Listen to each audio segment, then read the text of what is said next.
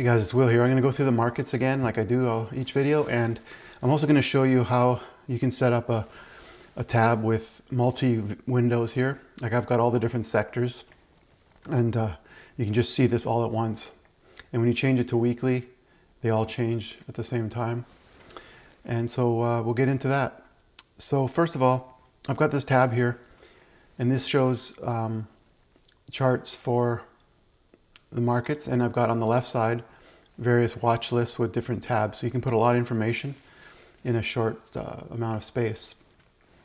So if we look at the NASDAQ, we can see we bounced down up to 200, and we're below the 50 now. So this is in a downtrend, and you know, even if you get a day of a bounce here and there, you got to watch that you know, the momentum is down at this point.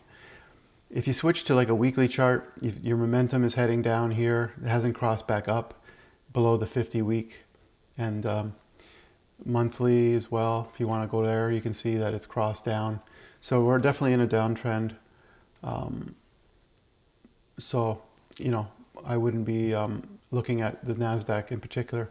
And this is where, you know, you can look at sectors. Ideally, if the markets are going up, you know, a lot of the sectors will do well, so it's a good tailwind for you. But in this case, it's a little trickier when the markets are kind of wobbling right now. But there are sectors that you can still, you know, make money at. If we go to the S&P 500, same situation. We're now below the 50, momentum heading down. But you can see here, like you get these little rebounds and you hit the 50. So ideally, it would get above the 50 would get above the 200, and you know, the price would be above the 200 as well. And then if you look at the Dow Jones, a little bit better, stuck between the 50 and the 200, but in pretty flat, small candles. Momentum's heading down. This is price percent oscillator. So the zero line is a good place where you ideally would be getting in above the zero line, but sometimes when you have a huge, you know, a big pullback and it starts to head up and you get a crossover, you're way really down below. So you can avoid all this, but if you see that you got moving averages right up above, you know, it's a messy area to be getting into, because, you know, a lot of times it just bounces off these lines.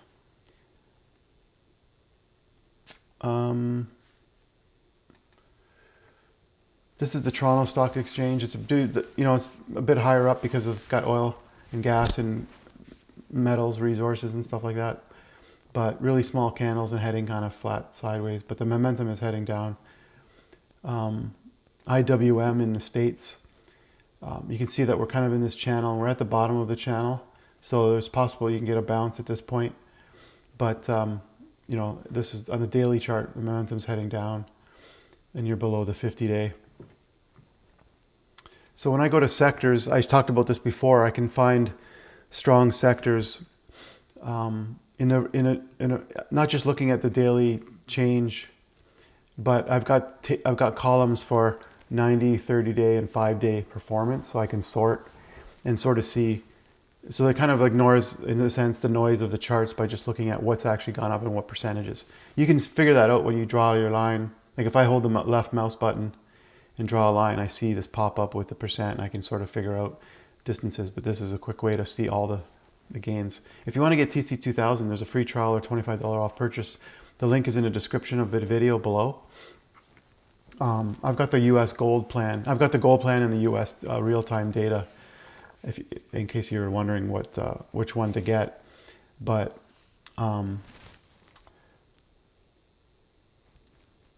there's two different types of columns. You can have values, like values, actual numbers, or you can have a check mark or not for like a condition. So you're saying whether it's true or not. So these are quick ways you can sort on different criteria that you want to, you know, to determine. But basically,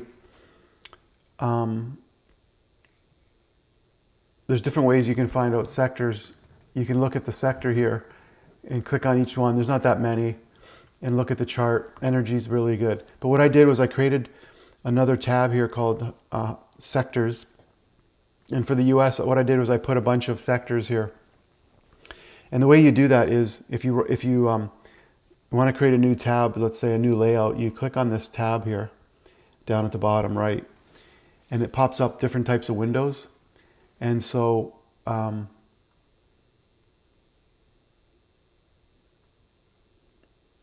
there's one here with nine windows. So you click on that, and you get 9 windows. And then what you do is you click on this left area, and you put in a symbol.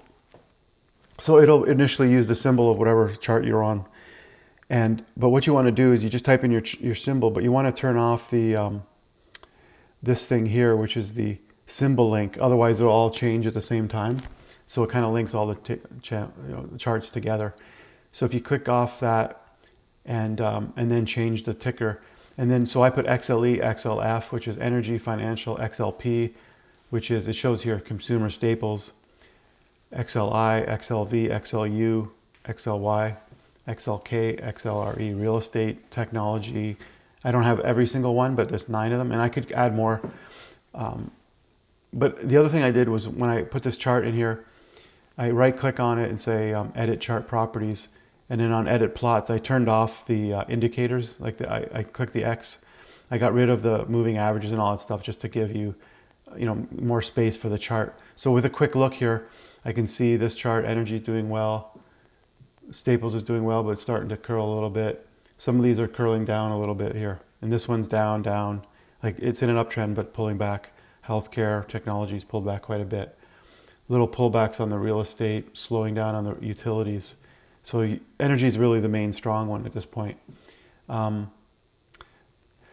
The other cool thing is when you click on weekly, they all change. So if you want to see a little longer time frame, so that's because there's this symbol link here, time frame link. So all the time frames are linked together.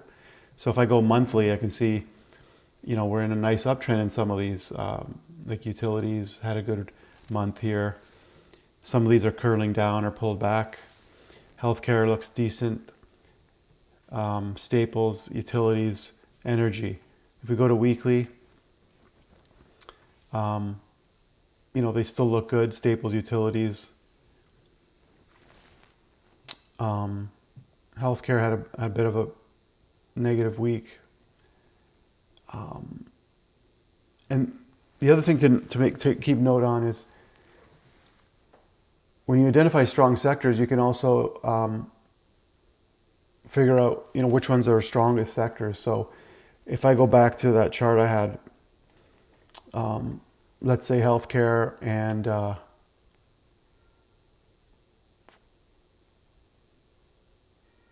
healthcare, let's just I'll sort by 90 days, which I have already. And then you can see utilities is up here at 8%.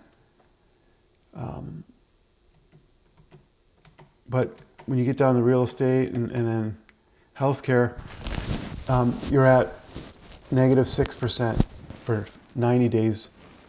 And for 30 days, you're at 3%, and 5 days, you're at -4%. So the other thing to do is start looking at the different percentage of gains over time, and finding the stronger sectors. I have a relative strength compared to NASDAQ down here. And so you want to see, the ones that are heading up and have a high relative strength as well. I hope that helps. If you want to get TC2000, check out the link in the description below, and you can get free trial or $25 off if you decide to purchase it. Talk to you guys later.